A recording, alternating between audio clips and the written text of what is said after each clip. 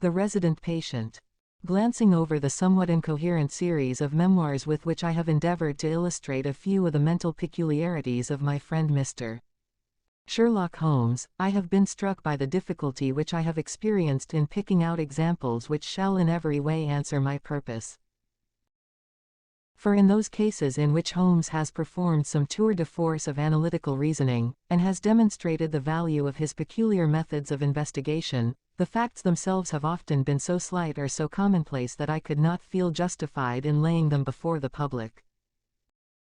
On the other hand, it has frequently happened that he has been concerned in some research where the facts have been of the most remarkable and dramatic character, but where the share which he has himself taken in determining their causes has been less pronounced than I, as his biographer, could wish. The small matter which I have chronicled under the heading of A Study in Scarlet, and that other later one connected with the loss of the Gloria Scott, may serve as examples of this Scylla and Charybdis which are forever threatening the historian. It may be that in the business of which I am now about to write the part which my friend played is not sufficiently accentuated, and yet the whole train of circumstances is so remarkable that I cannot bring myself to omit it entirely from this series. It had been a close, rainy day in October. Our blinds were half drawn, and Holmes lay curled upon the sofa, reading and rereading a letter which he had received by the morning post. For myself, my term of service in India had trained me to stand heat better than cold, and a thermometer of 90 was no hardship. But the paper was uninteresting. Parliament had risen. Everybody was out of town, and I yearned for the glades of the New Forest or the shingle of Southsea. A depleted bank account had caused me to postpone my holiday, and as to my companion, neither the country nor the sea presented the slightest attraction to him. He loved to lie in the very center of 5 millions of people, with his filaments stretching out and running through them, responsive to every little rumor or suspicion of unsolved crime. Appreciation of nature found no place among his many gifts, and his only change was when he turned his mind from the evil-doer of the town to track down his brother of the country. I cannot be sure of the exact date, for some of my memoranda upon the matter have been mislaid, but it must have been towards the end of the first year during which Holmes and I shared chambers in Baker Street. It was boisterous October weather, and we had both remained indoors all day, I because I feared with my shaken health to face the keen autumn wind, while he was deep in some of those abstruse chemical investigations which absorbed him utterly as long as he was engaged upon them. Towards evening, however, the breaking of a test tube brought his research to a premature ending, and he sprang up from his chair with an exclamation of impatience and a clouded brow. "A day's work ruined, Watson," said he, striding across to the window. "Ha! The stars are out and the wind has fallen. What do you say to a ramble through London?" I was weary of our little sitting room and gladly acquiesced. For 3 hours we strolled about together, watching the ever-changing kaleidoscope of life as it ebbs and flows through Fleet Street and the Strand. His characteristic talk, with its keen observance of detail and subtle power of inference, held me amused and enthralled. It was 10 o'clock before we reached Baker Street again. A brougham was waiting at our door. A doctor's, general practitioner, I perceive," said Holmes. "Not been long in practice, but has had a good deal to do. Come to consult us, I fancy. Lucky we came back."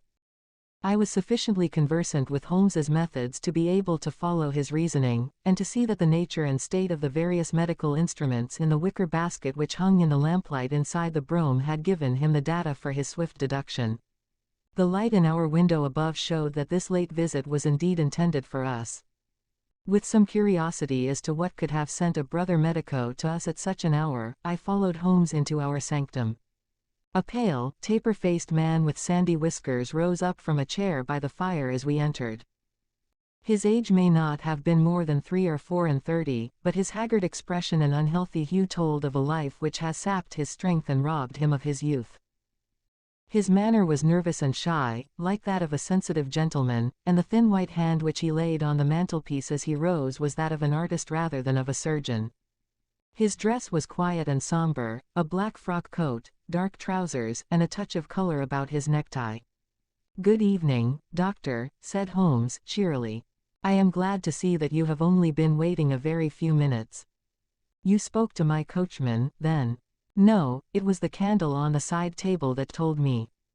Pray resume your seat and let me know how I can serve you. My name is Dr. Percy Trevelyan, said our visitor, and I live at 403 Brook Street. Are you not the author of a monograph upon obscure nervous lesions? I asked. His pale cheeks flushed with pleasure at hearing that his work was known to me. I so seldom hear of the work that I thought it was quite dead, said he. My publishers gave me a most discouraging account of its sale. You were yourself, I presume, a medical man. A retired army surgeon. My own hobby has always been nervous disease. I should wish to make it an absolute specialty, but, of course, a man must take what he can get at first. This, however, is beside the question, Mr. Sherlock Holmes, and I quite appreciate how valuable your time is. The fact is that a very singular train of events has occurred recently at my house in Brook Street, and tonight they came to such a head that I felt it was quite impossible for me to wait another hour before asking for your advice and assistance. Sherlock Holmes sat down and lit his pipe. You are very welcome to both, said he. Pray let me have a detailed account of what the circumstances are which have disturbed you. One or two of them are so trivial, said Dr. Trevelyan, that really I am almost ashamed to mention them. But the matter is so inexplicable, and the recent turn which it has taken is so elaborate, that I shall lay it all before you, and you shall judge what is essential and what is not. I am compelled, to begin with, to say something of my own college career. I am a London University man, you know, and I am sure that you will not think that I am unduly singing my own praises if I say that my student career was considered by my professors to be a very promising one. After I had graduated, I continued to devote myself to research, occupying a minor position in King's College Hospital, and I was fortunate enough to excite considerable interest by my research into the pathology of catalepsy, and finally to win the Bruce Pinkerton Prize and Medal by the monograph on nervous lesions to which your friend has just alluded. I should not go too far if I were to say that there was a general impression at that time that a distinguished career lay before me. But the one great stumbling block lay in my want of capital. As you will readily understand, a specialist who aims high is compelled to start in one of a dozen streets in the Cavendish Square quarter, all of which entail enormous rents and furnishing expenses. Besides this preliminary outlay, he must be prepared to keep himself for some years, and to hire a presentable carriage and horse. To do this was quite beyond my power, and I could only hope that by economy I might in 10 years' time save enough to enable me to put up my plate. Suddenly, however, an unexpected incident opened up quite a new prospect to me. This was a visit from a gentleman of the name of Blessington, who was a complete stranger to me. He came up to my room one morning, and plunged into business in an instant. You are the same Percy Trevelyan who has had so distinguished a career and won a great prize lately, said he. I bowed. Answer me frankly, he continued, for you will find it to your interest to do so. You have all the cleverness which makes a successful man. Have you the tact? I could not help smiling at the abruptness of the question. I trust that I have my share, I said. Any bad habits? Not drawn towards drink, eh? Really, sir? I cried. Quite right. That's all right. But I was bound to ask. With all these qualities, why are you not in practice? I shrugged my shoulders. Come, said he, in his bustling way. It's the old story. More in your brains than in your pocket, eh? What would you say if I were to start you in Brook Street? I stared at him in astonishment. Oh, it's for my sake, not for yours, he cried. I'll be perfectly frank with you, and if it suits you it will suit me very well. I have a few thousands to invest, d'ye see, and I think I'll sink them in you. But why? I gasped. Well, it's just like any other speculation, and safer than most. What am I to do, then? I'll tell you. I'll take the house, furnish it, pay the maids, and run the whole place. All you have to do is just to wear out your chair in the consulting room. I'll let you have pocket money and everything. Then you hand over to me 3/4 of what you earn, and you keep the other quarter for yourself. This was the strange proposal, Mr. Holmes, with which the man Blessington approached me. I won't weary you with the account of how we bargained and negotiated. It ended in my moving into the house next Lady Day, and starting in practice on very much the same conditions as he had suggested. He came himself to live with me in the character of a resident patient. His heart was weak, it appears, and he needed constant medical supervision. He turned the 2 best rooms of the first floor into a sitting room and bedroom for himself. He was a man of singular habits, shunning company and very seldom going out. His life was irregular, but in one respect he was regularity itself. Every evening, at the same hour, he walked into the consulting room, examined the books, put down 5 and 3 pence for every guinea that I had earned, and carried the rest off to the strong box in his own room. I may say with confidence that he never had occasion to regret his speculation. From the first it was a success. A few good cases and the reputation which I had won in the hospital brought me rapidly to the front, and during the last few years I have made him a rich man. So much, Mr. Holmes, for my past history and my relations with Mr. Blessington. It only remains for me now to tell you what has occurred to bring me here tonight. Some weeks ago Mr. Blessington came down to me in, as it seemed to me, a state of considerable agitation. He spoke of some burglary which, he said, had been committed in the West End, and he appeared, I remember, to be quite unnecessarily excited about it, declaring that a day should not pass before we should add stronger bolts to our windows and doors. For a week he continued to be in a peculiar state of restlessness, peering continually out of the windows, and ceasing to take the short walk which had usually been the prelude to his dinner.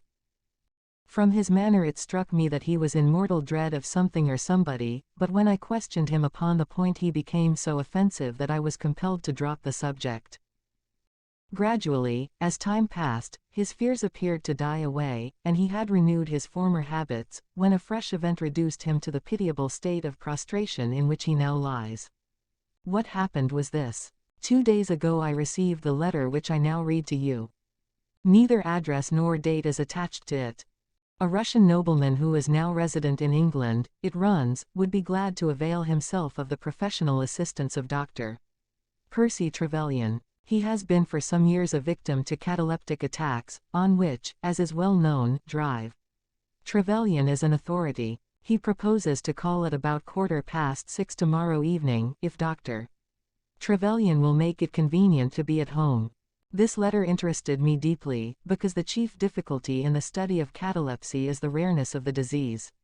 You may believe, then, that I was in my consulting room when, at the appointed hour, the page showed in the patient. He was an elderly man, thin, demure, and commonplace, by no means the conception one forms of a Russian nobleman. I was much more struck by the appearance of his companion. This was a tall young man, surprisingly handsome, with a dark, fierce face, and the limbs and chest of a Hercules. He had his hand under the other's arm as they entered, and helped him to a chair with a tenderness which one would hardly have expected from his appearance. "You will excuse my coming in, doctor," said he to me, speaking English with a slight lisp. "This is my father, and his health is a matter of the most overwhelming importance to me." I was touched by this filial anxiety.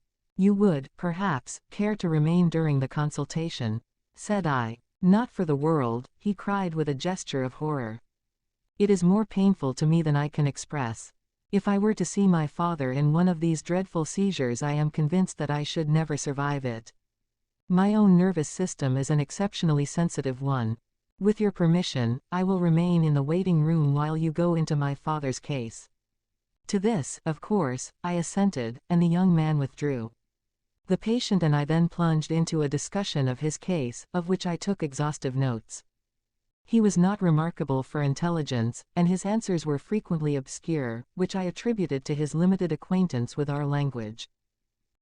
Suddenly, however, as I sat writing, he ceased to give any answer at all to my inquiries, and on my turning towards him I was shocked to see that he was sitting bolt upright in his chair, staring at me with a perfectly blank and rigid face.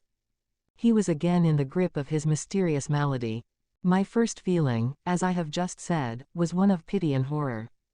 My second, I fear, was rather one of professional satisfaction. I made notes of my patient's pulse and temperature, tested the rigidity of his muscles, and examined his reflexes. There was nothing markedly abnormal in any of these conditions, which harmonized with my former experiences. I had obtained good results in such cases by the inhalation of nitrite of amyl, and the present seemed an admirable opportunity of testing its virtues. The bottle was downstairs in my laboratory, so leaving my patient seated in his chair, I ran down to get it. There was some little delay in finding it, 5 minutes, let us say, and then I returned. Imagine my amazement to find the room empty and the patient gone. Of course, my first act was to run into the waiting room. The son had gone also. The hall door had been closed, but not shut. My page who admits patients is a new boy and by no means quick. He waits downstairs, and runs up to show patients out when I ring the consulting room bell. He had heard nothing, and the affair remained a complete mystery. Mr. Blessington came in from his walk shortly afterwards, but I did not say anything to him upon the subject, for, to tell the truth, I have got in the way of late of holding as little communication with him as possible. Well, I never thought that I should see anything more of the Russian and his son, so you can imagine my amazement when, at the very same hour this evening, they both came marching into my consulting room, just as they had done before. I feel that I owe you a great many apologies for my abrupt departure yesterday, doctor, said my patient. I confess that I was very much surprised at it, said I. Well, the fact is, he remarked, that when I recover from these attacks my mind is always very clouded as to all that has gone before. I woke up in a strange room, as it seemed to me, and made my way out into the street in a sort of dazed way when you were absent. And I, said the son, seeing my father pass the door of the waiting room, naturally thought that the consultation had come to an end. It was not until we had reached home that I began to realize the true state of affairs. Well, said I, laughing, there is no harm done except that you puzzled me terribly, so if you, sir, would kindly step into the waiting room I shall be happy to continue our consultation which was brought to so abrupt an ending. For half an hour or so I discussed that old gentleman's symptoms with him, and then, having prescribed for him, I saw him go off upon the arm of his son. I have told you that Mr. Blessington generally chose this hour of the day for his exercise. He came in shortly afterwards and passed upstairs. An instant later I heard him running down, and he burst into my consulting room like a man who is mad with panic. "Who has been in my room?" he cried. "No one," said I. "It's a lie," he yelled. "Come up and look." I passed over the grossness of his language, as he seemed half out of his mind with fear. When I went upstairs with him he pointed to several footprints upon the light carpet. "Do you mean to say those are mine?" he cried. They were certainly very much larger than any which he could have made, and were evidently quite fresh. It rained hard this afternoon, as you know, and my patients were the only people who called. It must have been the case, then, that the man in the waiting room had, for some unknown reason, while I was busy with the other, ascended to the room of my resident patient. Nothing has been touched or taken, but there were the footprints to prove that the intrusion was an undoubted fact. Mr. Blessington seemed more excited over the matter than I should have thought possible, though of course it was enough to disturb anybody's peace of mind. He actually sat crying in an armchair, and I could hardly get him to speak coherently. It was his suggestion that I should come round to you, and of course I at once saw the propriety of it, for certainly the incident is a very singular one, though he appears to completely overrate its importance. If you would only come back with me in my brougham, you would at least be able to soothe him, though I can hardly hope that you will be able to explain this remarkable occurrence. Sherlock Holmes had listened to this long narrative with an intentness which showed me that his interest was keenly aroused. His face was as impassive as ever, but his lids had drooped more heavily over his eyes, and his smoke had curled up more thickly from his pipe to emphasize each curious episode in the doctor's tale. As our visitor concluded, Holmes sprang up without a word, handed me my hat, picked his own from the table, and followed Drive Trevelyan to the door. Within a quarter of an hour we had been dropped at the door of the physician's residence in Brook Street, one of those somber, flat-faced houses which one associates with a West End practice. A small page admitted us, and we began at once to ascend the broad, well-carpeted stair. But a singular interruption brought us to a standstill. The light at the top was suddenly whisked out, and from the darkness came a reedy, quivering voice. "I have a pistol," it cried.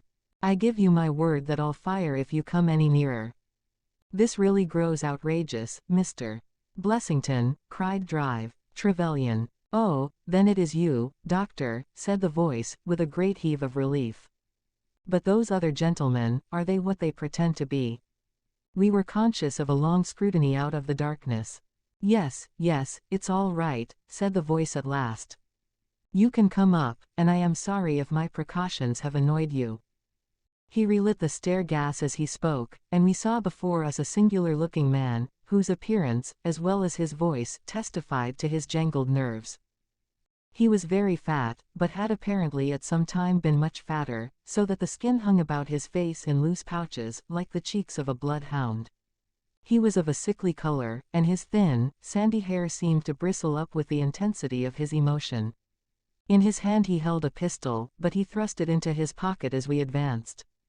"Good evening, Mr. Holmes," said he. "I am sure I am very much obliged to you for coming round.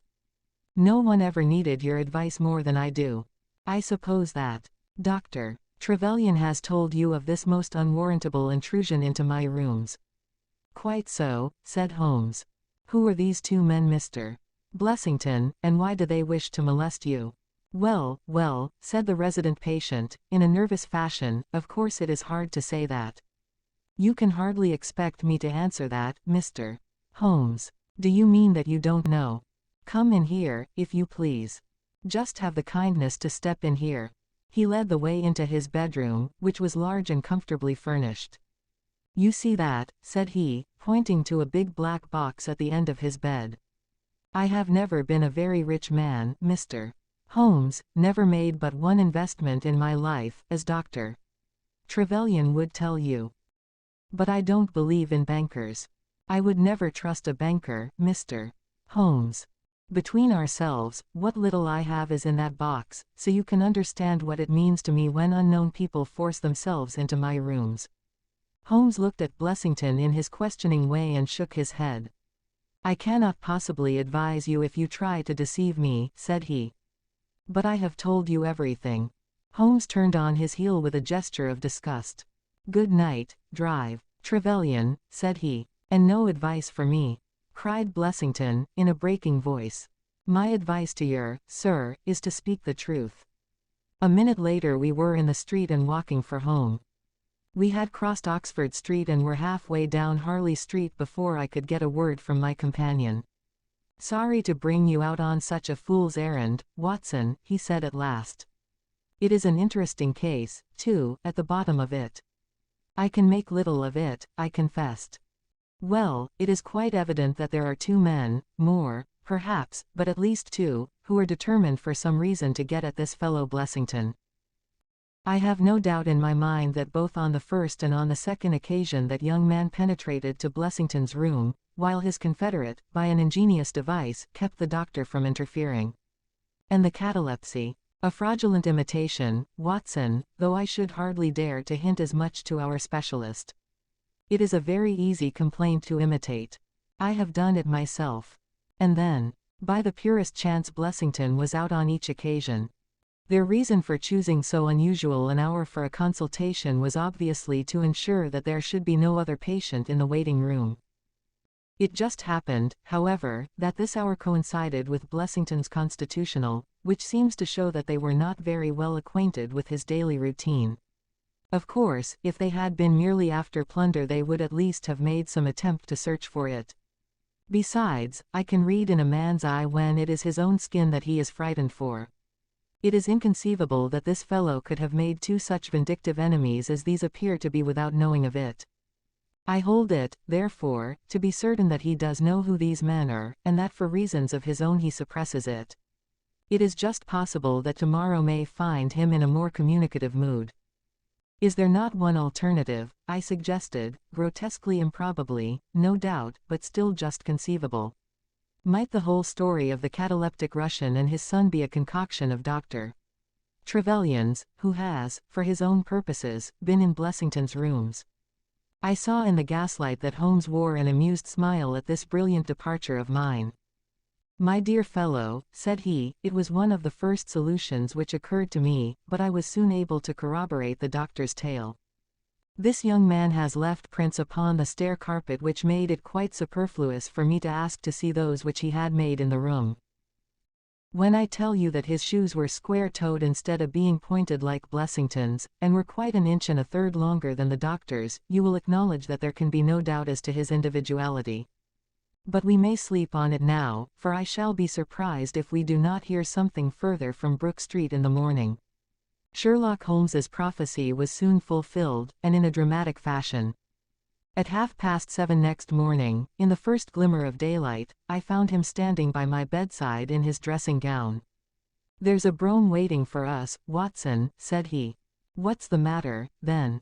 "The Brook Street business. Any fresh news?" "Tragic, but ambiguous," said he, pulling up the blind.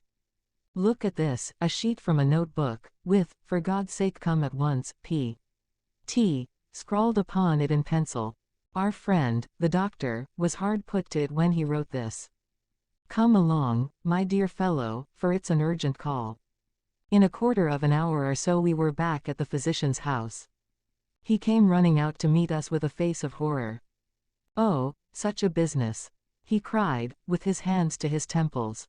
"What then?" "Blessington has committed suicide." Holmes whistled. "Yes, he hanged himself during the night." We had entered, and the doctor had preceded us into what was evidently his waiting room. "I really hardly know what I am doing," he cried. "The police are already upstairs. It has shaken me most dreadfully." "When did you find it out?" "He has a cup of tea taken into him early every morning." When the maid entered, about 7, there the unfortunate fellow was hanging in the middle of the room. He had tied his cord to the hook on which the heavy lamp used to hang, and he had jumped off from the top of the very box that he showed us yesterday. Holmes stood for a moment in deep thought. "With your permission," said he at last, "I should like to go upstairs and look into the matter."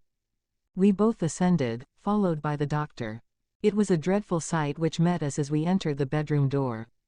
I have spoken of the impression of flabbiness which this man Blessington conveyed. As he dangled from the hook it was exaggerated and intensified until he was scarce human in his appearance. The neck was drawn out like a plucked chicken's, making the rest of him seem the more obese and unnatural by the contrast. He was clad only in his long night dress, and his swollen ankles and ungainly feet protruded starkly from beneath it. Beside him stood a smart-looking police inspector, who was taking notes in a pocket-book. "Ah, Mr. Holmes," said he, heartily, as my friend entered, "I am delighted to see you."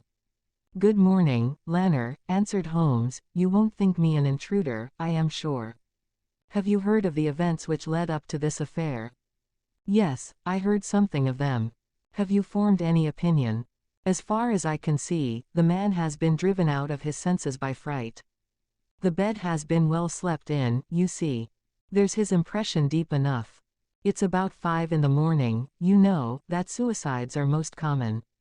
That would be about his time for hanging himself. It seems to have been a very deliberate affair. I should say that he has been dead about 3 hours, judging by the rigidity of the muscles," said I. "Noticed anything peculiar about the room?" asked Holmes. "Found a screwdriver and some screws on the wash-hand stand. Seems to have smoked heavily during the night, too. Here are 4 cigar ends that I picked out of the fireplace." Said Holmes, "have you got his cigar holder?" "No, I have seen none." "His cigar case, then?" "Yes, it was in his coat pocket." Holmes opened it and smelled the single cigar which it contained. "Oh, this is an Havana, and these others are cigars of the peculiar sort which are imported by the Dutch from their East Indian colonies. They are usually wrapped in straw, you know, and are thinner for their length than any other brand." He picked up the 4 ends and examined them with his pocket lens. "2 of these have been smoked from a holder and 2 without," said he. 2 have been cut by a not very sharp knife, and 2 have had the ends bitten off by a set of excellent teeth. This is no suicide, Mr. Lanner. It is a very deeply planned and cold-blooded murder." "Impossible," cried the inspector. "And why? Why should anyone murder a man in so clumsy a fashion as by hanging him?" "That is what we have to find out." "How could they get in?" "Through the front door. It was barred in the morning." Then it was barred after them. How do you know? I saw their traces. Excuse me a moment, and I may be able to give you some further information about it. He went over to the door, and turning the lock he examined it in his methodical way. Then he took out the key, which was on the inside, and inspected that also. The bed, the carpet, the chairs, the mantelpiece, the dead body, and the rope were each in turn examined, until at last he professed himself satisfied, and with my aid and that of the inspector cut down the wretched object and laid it reverently under a sheet. "How about this rope?" he asked. "It is cut off this," said Dr. Trevelyan, drawing a large coil from under the bed. He was morbidly nervous of fire, and always kept this beside him, so that he might escape by the window in case the stairs were burning. "That must have saved them trouble," said Holmes, thoughtfully. "Yes, the actual facts are very plain, and I shall be surprised if by the afternoon I cannot give you the reasons for them as well. I will take this photograph of Blessington, which I see upon the mantelpiece, as it may help me in my inquiries." "But you have told us nothing," cried the doctor. "Oh, there can be no doubt as to the sequence of events," said Holmes. "There were 3 of them in it, the young man, the old man, and a third, to whose identity I have no clue.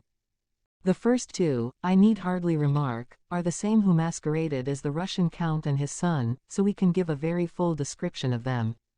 They were admitted by a confederate inside the house. If I might offer you a word of advice, Inspector, it would be to arrest the page, who, as I understand, has only recently come into your service, Doctor." "The young imp cannot be found," said Dr. Trevelyan. "The maid and the cook have just been searching for him."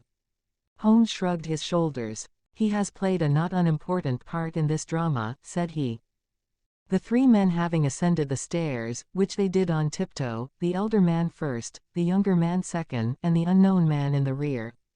"My dear Holmes," I ejaculated. "Oh, there could be no question as to the superimposing of the footmarks.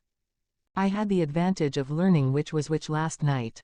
They ascended, then, to Mr. Blessington's room, the door of which they found to be locked. With the help of a wire, however, they forced round the key. Even without the lens you will perceive, by the scratches on this ward, where the pressure was applied. On entering the room their first proceeding must have been to gag Mr. Blessington. He may have been asleep, or he may have been so paralyzed with terror as to have been unable to cry out. These walls are thick, and it is conceivable that his shriek, if he had time to utter one, was unheard. Having secured him, it is evident to me that a consultation of some sort was held. Probably it was something in the nature of a judicial proceeding. It must have lasted for some time, for it was then that these cigars were smoked. The older man sat in that wicker chair, it was he who used the cigar holder. The younger man sat over yonder, he knocked his ash off against the chest of drawers. The third fellow paced up and down. Blessington, I think, sat upright in the bed, but of that I cannot be absolutely certain. Well, it ended by their taking Blessington and hanging him. The matter was so prearranged that it is my belief that they brought with them some sort of block or pulley which might serve as a gallows. That screwdriver and those screws were, as I conceive, for fixing it up. Seeing the hook, however, they naturally saved themselves the trouble. Having finished their work they made off, and the door was barred behind them by their confederate. We had all listened with the deepest interest to this sketch of the night's doings, which Holmes had deduced from signs so subtle and minute that, even when he had pointed them out to us, we could scarcely follow him in his reasoning. The inspector hurried away on the instant to make inquiries about the page, while Holmes and I returned to Baker Street for breakfast. "I'll be back by 3, said he, when we had finished our meal. "Both the inspector and the doctor will meet me here at that hour, and I hope by that time to have cleared up any little obscurity which the case may still present." Our visitors arrived at the appointed time, but it was 3:15 before my friend put in an appearance. From his expression as he entered, however, I could see that all had gone well with him. "Any news, Inspector?" "We have got the boy, sir." "Excellent, and I have got the men." "You have got them," we cried, all 3. "Well, at least I have got their identity. This so-called Blessington is, as I expected, well known at headquarters, and so are his assailants. Their names are Biddle, Hayward, and Moffat. "The Worthington Bank gang," cried the inspector. "Precisely," said Holmes. "Then Blessington must have been Sutton." "Exactly," said Holmes. "Why, that makes it as clear as crystal," said the inspector. But Trevelyan and I looked at each other in bewilderment. "You must surely remember the great Worthington Bank business," said Holmes. 5 men were in it, these 4 and a 5th called Cartwright. Tobin, the caretaker, was murdered, and the thieves got away with £7,000. This was in 1875. They were all 5 arrested, but the evidence against them was by no means conclusive. This Blessington or Sutton, who was the worst of the gang, turned informer. On his evidence Cartwright was hanged and the other 3 got 15 years apiece. When they got out the other day, which was some years before their full term, they set themselves, as you perceive, to hunt down the traitor and to avenge the death of their comrade upon him. Twice they tried to get at him and failed, a 3rd time, you see, it came off. Is there anything further which I can explain, Drive?" Trevelyan: "I think you have made it all remarkable clear," said the doctor. No doubt the day on which he was perturbed was the day when he had seen of their release in the newspapers. Quite so. His talk about a burglary was the merest blind. But why could he not tell you this? Well, my dear sir, knowing the vindictive character of his old associates, he was trying to hide his own identity from everybody as long as he could. His secret was a shameful one, and he could not bring himself to divulge it.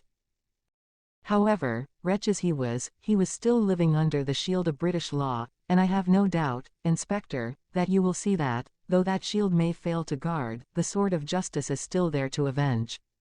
Such were the singular circumstances in connection with the resident patient and the Brook Street doctor.